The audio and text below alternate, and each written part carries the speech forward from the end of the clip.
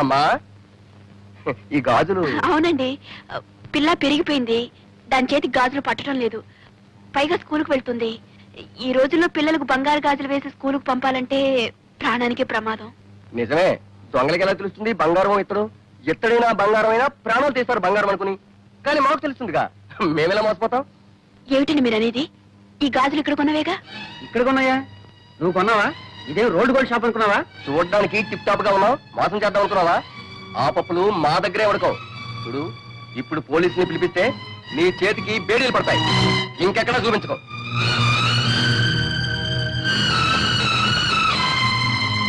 మరి ఇది? అది బంగారమే, ఇక్కడ కొన్నదేనమ్మా. రెండు ఇక్కడే కొన్నవనుకున్నానండి, క్షమించండి. వదినా, ఏమిటి బట్టలు సర్దుతున్నావు? ప్రయాణమా? డాక్టర్ గారు మదనపల్లి తీసుకెళ్ళమన్నారు, వెళ్తున్నాం. దుర్గా, మనం మదనపల్లి వెళ్ళడం లేదు. ఏ? నా దగ్గర డబ్బు లేదు. నా దగ్గర డబ్బుంది. ఎక్కడిది? నా పుట్టిన నుంచి తెచ్చింది కాదులేండి. నాకు తెలుసు ఆ డబ్బుని మీరు విషయంలా చూస్తారని. మరి ఇంకెక్కడిది? మీరు ఇంటి ఖర్చుకి ఇచ్చిన డబ్బుల్లో మిగుల్చుకుని దాచుకుంది. సరేనా? నువ్వు దాచుకున్న డబ్బు నీదే అవుతుంది.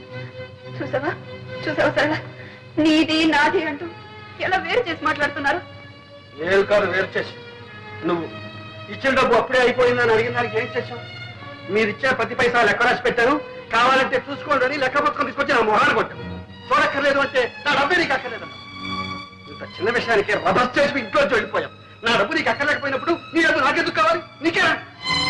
నాకు ఉంది ఆత్మాభిమానం. ఓహో, ఆత్మాభిమానం ఉండేనా? సుస్థి చేసినప్పుడు సొంత ఇంటిని పెళ్ళాన్ని వద్దనుకుని ఎవరో పరాయవాడు మధు ఇంట్లో ఉన్నారు. ఆయన డబ్బు మీకు సొంతమైంది కదా? ఎందుకు కాదు? మొదటి నుంచి వాళ్ళ బంగళా, వాళ్ళ డబ్బు, వాళ్ళ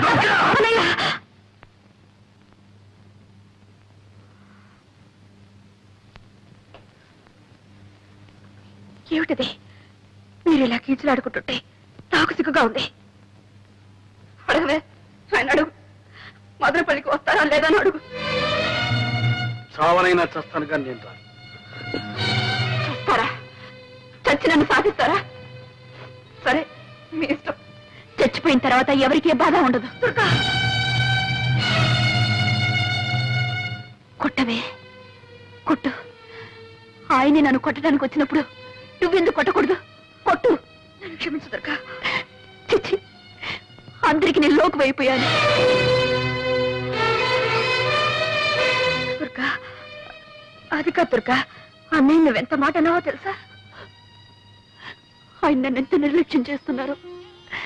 నేను ఎన్ని భరించానో, ఎన్ని దిగమింగుకున్నాను. నీకు తెలుసో తెలీదు, నేను డాక్టర్ని తీసుకొస్తే నువ్వు పంపావన్నారు. దానికి అర్థం ఏమిటి? ఆయనంటే నాకేమీ అక్కర్లేదనేగా. సరే, పొరపాటు అనుకోవచ్చు. నువ్వు పంపినా ఒకటే, నేను పంపినా ఒకటే. కన్న బిడ్డకి ఎప్పుడో బంగారు గాజులు తెచ్చిచ్చారు. అవసరానికి వాటిని అమ్మడానికి పోతే అవి గిల్టు అని తేలింది. ఆ షాప్ వాడు నన్ను ఎంత అసహ్యంగా మాట్లాడదో తెలుసా? లేకపోతే లేదని చెప్పొచ్చుగా. ఎందుకీ నాటకం? ఎవరిని మోసం చేయడానికి? ఆ కన్న బిడ్డనా? కన్నబిడ్డ, అందుకే ఆ చనువు తీసుకున్నా. నువ్వు కట్టుకున్న భార్యవే, ఆ చనువు తీసుకోగలిగానా? నిన్ను మోసం చేయగలిగానా? ఇదిగో, నీకు ఇచ్చిన ఆ నెక్లెస్ బంగారం. నీకు తెలుసు లేదు? తెలుసు. దాన్ని అమ్మే డబ్బు తెచ్చాను. నా దగ్గర నగలు లెక్కాలి. అది మీరిచ్చిన నగ, మీ డబ్బు. దాన్ని వాడుకోవడానికి మీకెందుకు అభ్యంతరం? ఇచ్చిన తర్వాత ఆ నగ నీది, ఆ డబ్బు నీది. నీది నీది నీది ఏమిటి మీరు అనేది? నా డబ్బు మీకు అక్కర్లేదు, నేను తీసుకొచ్చిన డాక్టర్ మీకు అక్కర్లేదు, నా సేవ మీకు అక్కర్లేదు అంటే నేను మీకు అక్కర్లేదనే? నేను మీకు అక్కర్లేదన్నప్పుడు ఎందుకుంటానికి ఎవరి కోసం ఉండాలి? మనసులో చోటున్న మనిషికి జీవితంలోనూ ఇంట్లోనూ చోటు ఉంటుంది. మీ మనసులో చోటు లేనప్పుడు మీ ఇంట్లో కూడా చోటు లేదు. చోటు లేని ఇంట్లో చోటు చేసుకుని బలవంతంగా బ్రతకాల్సిన కల్పన పట్ల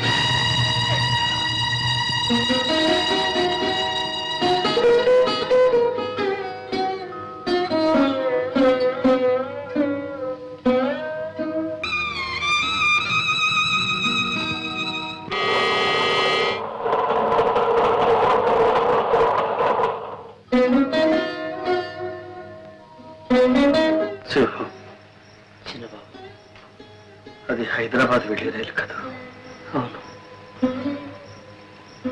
అది నా గుండెల మీదకి వెళ్తుంది. దుర్గా రైల్లోనే వెళుతుంది. రైలు తిరిగి వస్తుంది. దుర్గా ఎందుకని చిదరు రాదు. దుర్గా పిలిస్తే నేనెందుకు వెళ్ళలేదు? అందుకే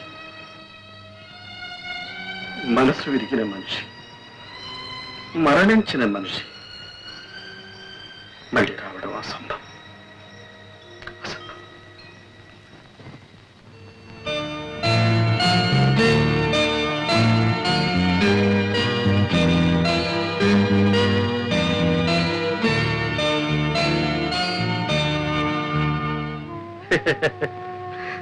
నాకు బాధలు ఎక్కడున్నాయమ్మా? దొరకలేకపోతే నేను ఒక్కడిని ఎక్కడైనా ఎలాగైనా బ్రతకగలను, హాయిగా బ్రతకగలను. దుర్గ లేకపోవడమే నీకు హాయిగా ఉందా అన్నయ్య? బాధలు లేకపోవడమే హాయి కదమ్మా. ఒక్క మాట అడుగుతాను, చెప్పన్నయ్యా. నీ అప్పులు, నీ బాధలు దుర్గకి ఎన్నడైనా చెప్పావా? లేదు. ఏ, ఎందుకు చెప్పలేదు? సరే, మొగుడిని ప్రేమించడం వేరు, అర్థం చేసుకోవడం వేరు. దుర్గకు ప్రేమించడమే తెలుసు, అర్థం చేసుకోవడం తెలియదు. ఆమెకి అది చేతగా. అలాగని ఆమెకేమీ చెప్పకుండా అన్నీ దాచుకున్నావు. నీ కష్ట సుఖాలు చెప్పలేదు, నీ ఇష్టాయిష్టాలు చెప్పలేదు. నువ్వేం చేస్తున్నావు, ఎలా సంపాదిస్తున్నావు, ఎంత సంపాదిస్తున్నావో ఆమెకి తెలియదు. చివరికి నీ వినోదం కోసం నువ్వే చక్రపాణి అన్న సంగతి కూడా ఆమెకి తెలియకుండా దాచుకున్నావు. ఇన్ని దాచుకున్న భర్తను ఏ భార్య అయినా ఎలా అర్థం చేసుకుంటుంది? అతని బాధల్ని ఎలా పంచుకోగలుగుతుంది? అన్నయ్య, దొరికేలా కావడానికి నువ్వే కారణం. నిజమేనమ్మా, అన్ని దాచుకున్నాను, మింగుకున్నాను. 4 ఏళ్ళు తన అర్థం లేని ఆత్మాభిమానాన్ని, అహంకారాన్ని సహించాను, భరించాను. సొంతలు విడిచిపెట్టి అద్దెకుంపుకు వచ్చినప్పుడే చెప్పారు, మీ పుట్టింటి నుంచి ఏమీ తెప్పించుకోవద్దు వినదా? ఎన్నిసార్లు మీకు వీలు కాకపోతే చెప్పండి, నా పుట్టింటి నుంచి తెప్పించుకుంటాను. ఎన్నిసార్లు నా పేదరికాన్ని గుర్తు చేసి. ఆ బాధ నీకు తెలియదమ్మా. తను ఏ ఆట ఆడినా, ఏ పాట పాడినా నేను కాదలేదు. ఇల్లే అమ్ముకున్నాను, అప్లై చేశాను, ఏం చేశాను? నన్ను సుఖపెట్టడానికి, సంతోషపెట్టడానికి ప్రయత్నించాను. నా స్థితి తనకు మాత్రం తెలియదా? ఏం చేస్తున్నారు, ఎక్కడి నుంచి తెస్తున్నారని ఒకసారి అడిగిందా? ఫ్రిడ్జ్ అని, టీవీ అని, కనీసం ఇన్స్టాల్మెంట్ లో కావాలని అన్ని పెంచుకుంటూ పోయింది. తెచ్చిస్తే తీసుకునేది, తెచ్చకపోతే తెప్పించుకుంటాను అని. అలాంటి దాంతో ఏం చెప్పమంటావు, ఏం చేయమంటావు? అయిపోయి నా ఓపిక కూడా ఓకే. నేను వాళ్ళ కాదు. అన్నయ్య, ఇన్నాళ్ళు నా మనసు ఒంటి స్తంభం మేడల ఒక్క దుర్గపైనే ఆధారపడి తను వెళ్ళిపోయింది. అది కాస్త కూలి.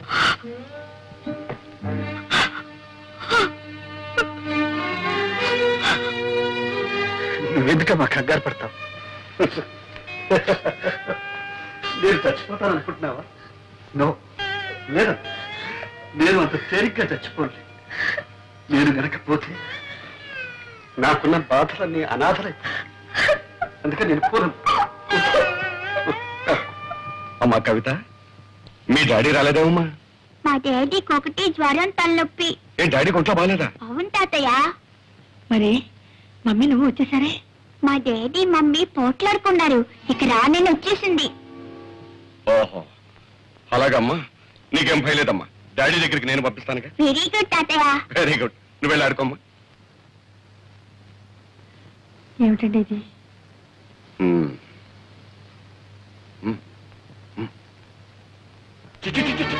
ఎందుకే ఏడు నీకు వచ్చినాయి, చెట్టుకు వచ్చినాయి. ఇంకా చిక్కు లేకుండా నిలబడామే.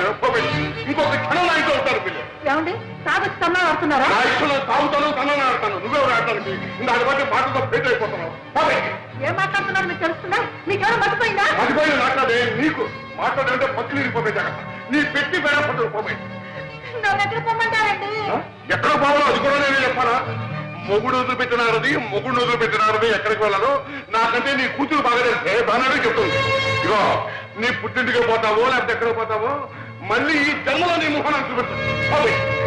మొగుడంటే, ఇల్లంటే ఒక గౌరవం ఉండాలి. ఏమిటే పెద్ద శ్రీరంగ నీతులు చెబుతున్నావు? నేను మగాణ్ణి, నీ మొగుణ్ణి. నా అవసరాలు నాకుంటాయి. అవన్నీ నీతో చెప్పాలా? నాకు అర్జెంటుగా 1,00,000 రూపాయలు కావాలి. పోయి పుట్టింటికి వెళ్ళి తీసురా. ఉన్నాయి కానీ ఈ అప్పకు లక్షలు కోట్లు. అయ్యో ఏమిటి నీ కర్మ? మా నాన్న ఏమని అడుగుతానండి? అడిగితే మీరెంత చులకలైపోతారు.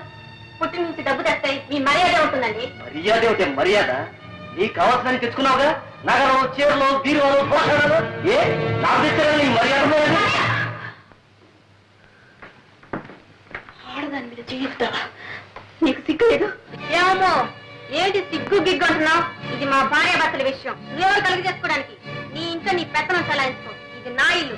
నేనేనాడు ఇంట్లో కాలు పెట్టానో ఆనాడే నా ఇల్లు. నీకేం సంబంధం? వదిన మొగుడితో ఏదో బుద్ధిగా కాపురం చేస్తున్న దానిలో తగుదనమ్మా అని వచ్చి నీతో చెప్తుంది నీతులు.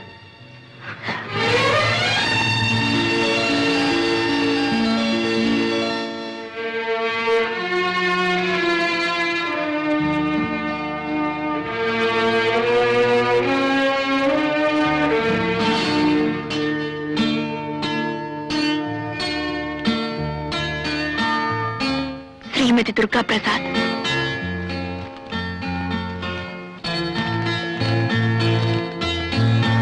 దుర్గా, నువ్వు వెళ్ళావు. ఈ ఇల్లు, నా కళ్ళు, నా మనసు అంతా ఖాళీ అయిపోయింది. నా ఆరోగ్యం బాగోలేదు. తొందరగా రా. వీలైతే త్వరలో కొంత డబ్బు పంపిస్తాను. నీ ప్రసాద్. మీకింత సుస్థి చేస్తే నాకు ఒక్క ఉత్తరమైన రాశారా? అంత మాత్రం బాధ్యత లేదా? రాశాను దుర్గా, నీ ఉత్తరం రాశాను. ఎందుకండి అబద్ధాలు చెప్తారు? మీ మనీ ఆర్డర్ అందినప్పుడు మీ ఉత్తరం అందదా?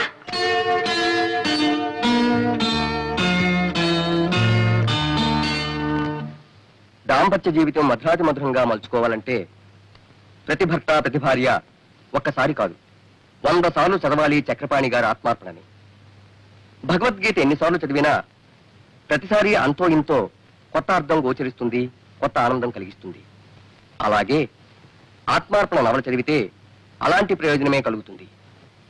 మహిళా మండలి అధ్యక్షురాలు శ్రీమతి యశోధర గారికి ఈ ఆత్మార్పణ మొదటి ప్రతిని ఇవ్వటం చాలా సముచితంగా ఉంది.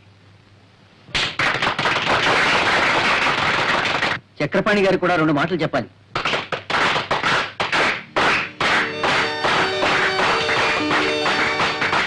మిత్రులందరికీ నమస్కారం. ఒక రచయితని గాని కళాకారుణ్ణి గాని తను చేసిన ప్రయోగాల గురించి తననే మాట్లాడమనడం అంత న్యాయం కాదు. ఎందుకంటే అతనేదైనా చెప్పదలుచుకుంటే అతని రచనలే చెబుతాయి కాబట్టి. మరేదైనా కొత్త సమస్య తలెత్తితే మరో కొత్త రచన పుట్టుకొస్తుంది, అంతే. సెలవు. దుర్గా, నిజమేనా? చక్రపాణి మీ ఆయన? మీరిద్దరు తోడు దొంగతుమ్మా. సొంతాలు కూడా చెప్పకుండా అమ్మ దుర్గా, నాతో కూడా చెప్పలేదు, అంత దాచుకున్నావు. ఉండండి అత్తయ్య. ఇంత గొప్ప రచయిత భర్త కావటం ఎంత అదృష్టమో తెలుసా? అరే, ఆయన పుస్తకాలు 3 సార్లు చదివాను. చక్రపాణి మా బావగారని తెలిస్తే ఒక్కొక్కటి 6 సార్లు చదివి ఉండేవాడమ్మా. ఆనాడు కింద భూమి పైన ఆకాశం తప్ప ఏమీ లేని దరిద్రుడు అన్నావు. ఇప్పుడు సంతోషంగా చాలా సంతోషంగా ఉందండి.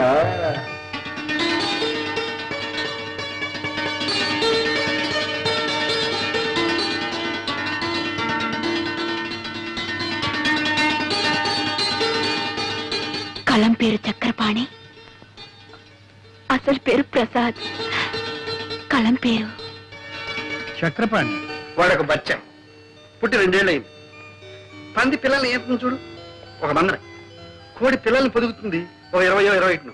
అట్లా కనిపించిన 10 పత్రికల్లోనూ రాసి పారేస్తున్నాడు ఏదో చెప్పం.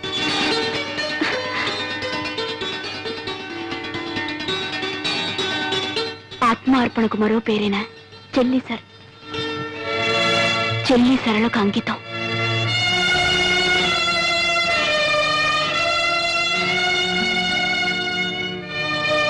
ఈ నవలకు జవం జీవం నా అర్థానికి దుర్గా.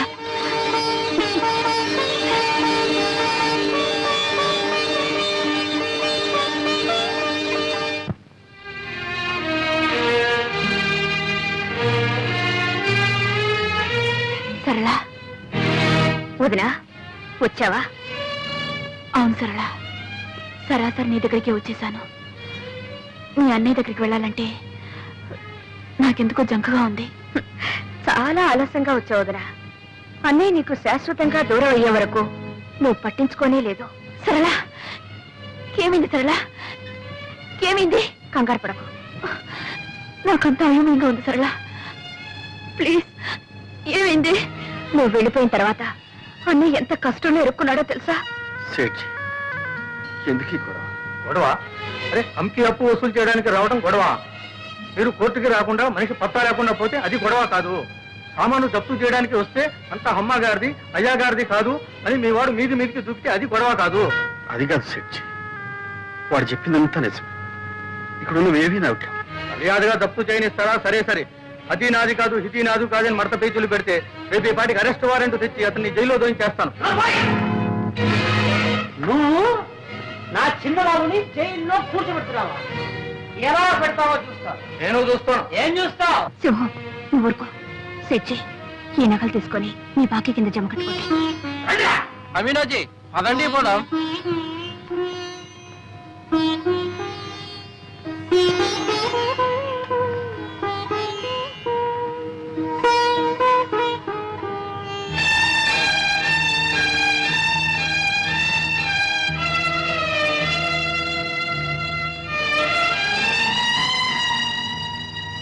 సరళ,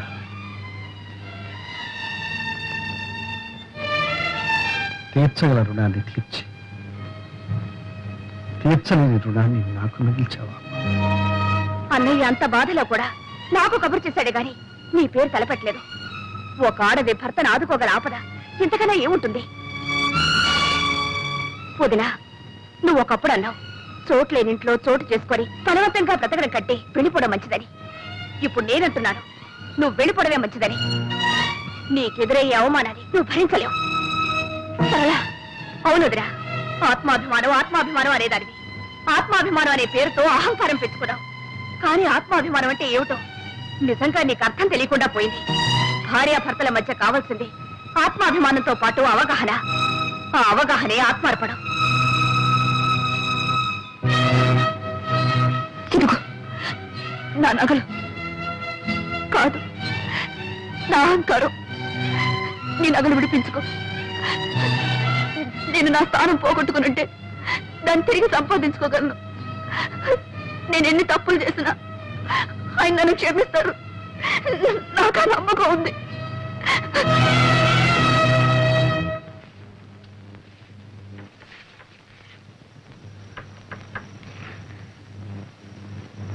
కవిత, నువ్వు ముందు వెళ్ళమ్మా.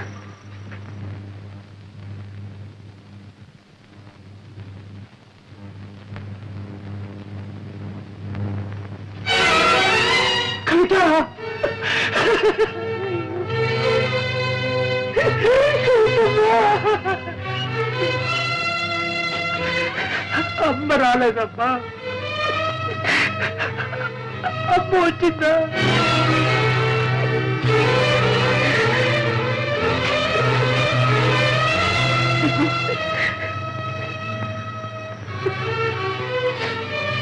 ఇప్పుడు వచ్చి ఏం ప్రయోజనం అమ్మగారు? అంతా అయిపోయింది.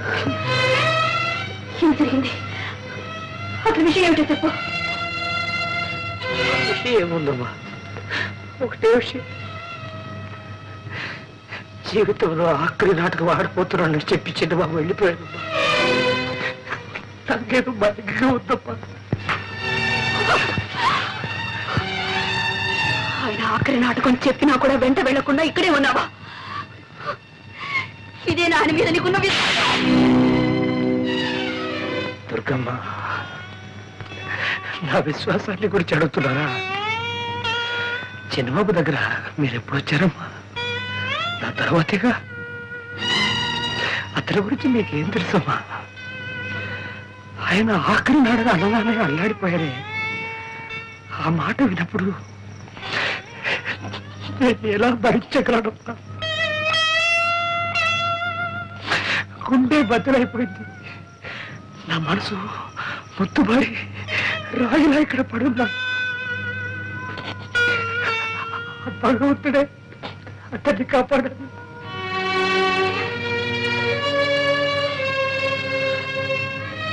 నాటకం ఎక్కడ? కళాభారతిలో. కవితను తీసుకుని డాక్టర్